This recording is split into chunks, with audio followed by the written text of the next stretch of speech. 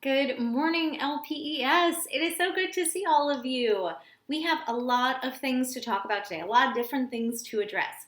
First thing is that we have a really exciting celebration, or we've had a really exciting celebration going on this week, and that is Teacher Appreciation Week. So it is a time where we've been acknowledging and appreciating our teachers and the awesome job that they do.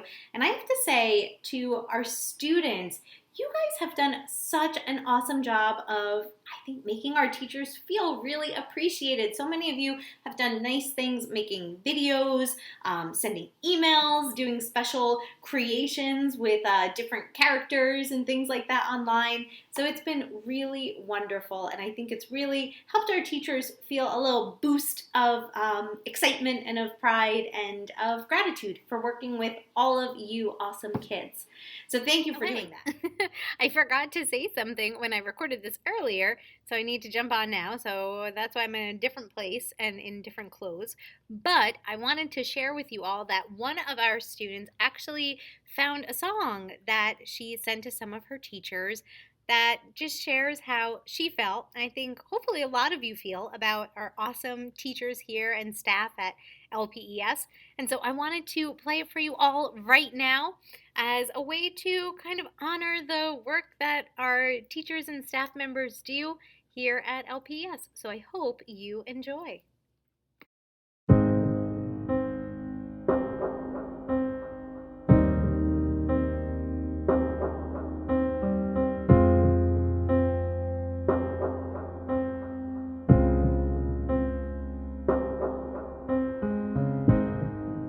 You're the engine that makes all things go, and you're always in disguise, my hero. I see your light in the dark, smile on my face when we all know it's hard. There's no way to ever pay you back. Bless your heart, know I love you for that. Honest and selfless, I don't know if this helps it, but good job, you're doing a good job, a good job. You're doing a good job, don't get too down. The world needs you now. Know that you matter, matter, matter, yeah.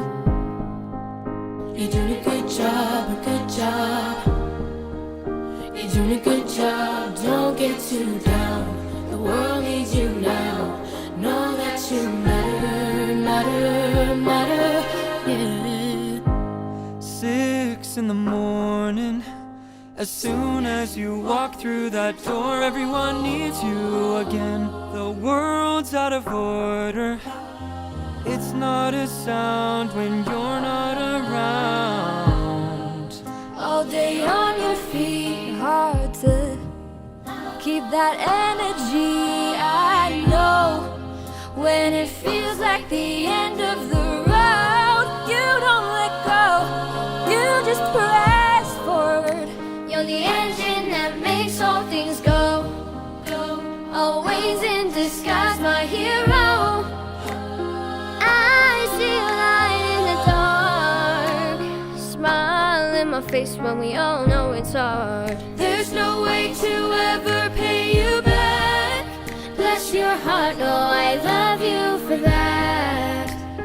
Honest and selfless, I don't know if this helps it, but Good job, you're doing a good job, a good job. good job. You're doing a good job, don't get too down. The world needs you now. Know that you matter, matter, matter. Good job. You're doing a good job, a good job. Yeah. You're doing a good job, don't get too down. The world needs you now. Know that you matter, matter, matter, yeah.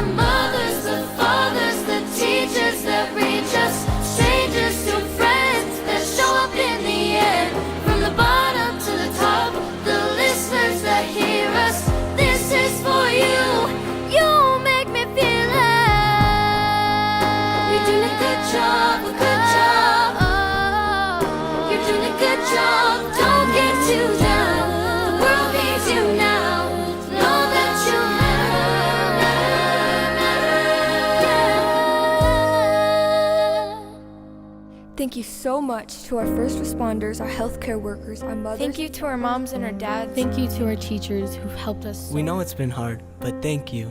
Thank you. Thank you. Thank you. Thank you. Thank you. Good job.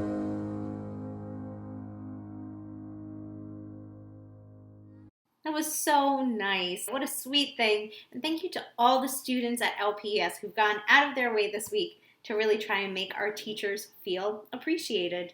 Next week, we have a really special day coming up too, and it is School Nurses Appreciation Day next Wednesday, I believe. So let's make sure that we give a special boost of appreciation to our school nurse, Mrs. Cifelli, who's been working really hard this year to make sure we're all safe and we're all following protocols to keep ourselves safe and not spread any germs. Now, another group of people that we are acknowledging this week is our moms. This weekend is Mother's Day. And while Mother's Day is such a wonderful and exciting celebration, it also brings to mind that sometimes our families look a little different. Sometimes families have different structures. Sometimes families have lots of different people in them. Sometimes families might be smaller and just might be you and mom or you and dad or you and grandma or grandpa. And that's okay. So I wanted to take a moment during this Friday Feels. It's not really a mindfulness moment this week, but that's okay. We're going to get back to that in the coming weeks. I wanted to take a moment to read to you one of my favorite books. It's short. It's called The Family Book by Todd Parr. And this book talks about the ways that our families can look all different ways. Can be all different kinds, can be all different.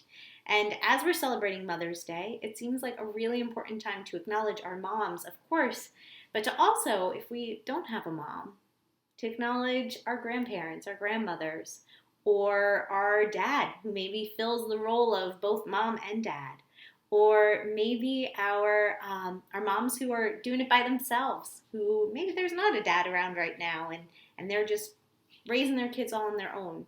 Or maybe none of those really apply, and you have an aunt that's kind of like a mom, or you have a teacher that is kind of like a mom, or someone that you really love. Whoever you may be, whether mom or not, we're acknowledging you this week. And so I want to go ahead and share that story, The Family Book, so we can all remember that families look all different ways, and that's okay. Enjoy. The Family Book by Todd Parr. The Family Book. Some families are big. Some families are small. Some families are the same color. Some families are different colors.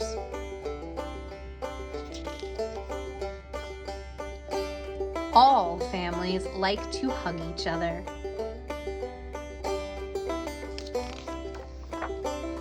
Some families live near each other. Some families live far from each other.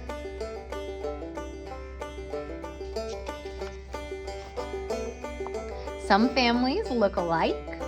Some families look like their pets.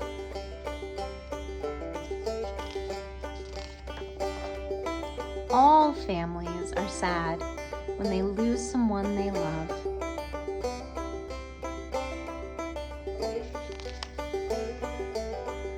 Some families have a stepmom or stepdad and stepsisters or stepbrothers.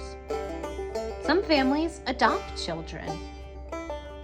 So to adopt someone might mean that they weren't born into your family, but you adopted them. You made them a part of your family, which is really special. So if you look, we have these ducks, and then we have a penguin that they adopted and made part of their family. Some families have two moms or two dads. Some families have one parent instead of two.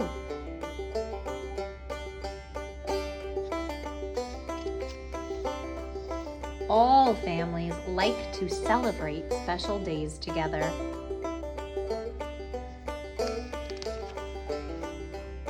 Some families eat the same things. Some families eat different things.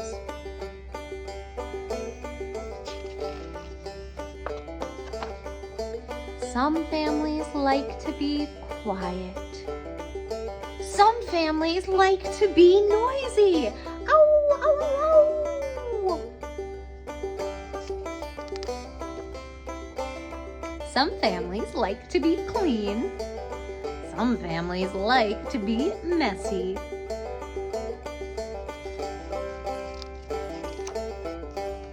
Some families live in a house by themselves, and some families share a house with other families. All families can help each other be strong.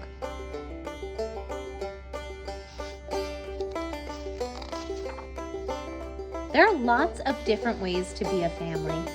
Your family is special, no matter what kind it is. Love, Todd. If you remember, Todd Parr is the author of our story. He always leaves a message like that for his readers at the end. My friends, I hope you were able to see something that looked like your family on these pages. Whether it's a family that has one mom or one dad, or a family that has step parents or step brothers and sisters, or maybe two moms or two dads, whatever it might be.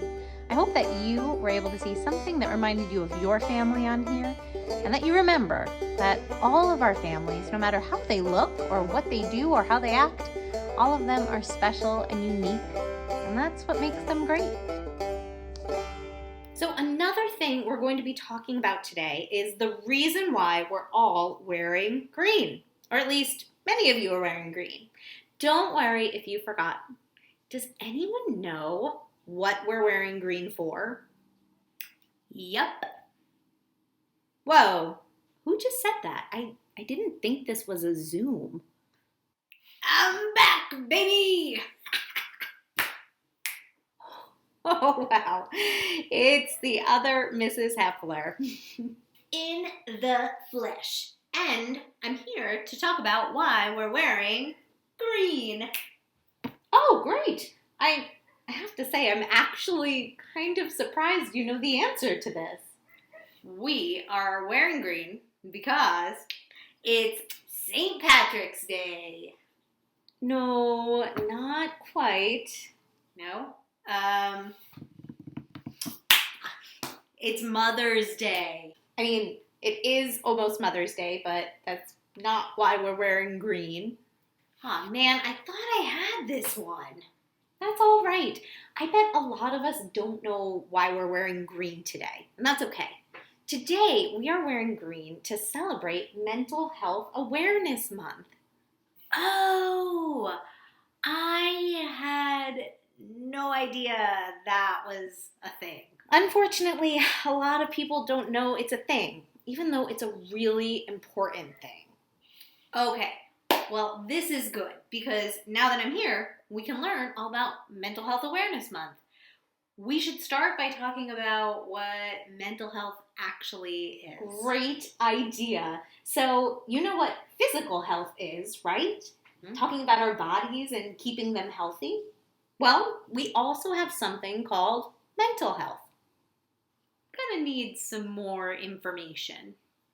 Okay, physical health is typically a thing we can see. Do you remember last year when you fell during Duck Duck Goose?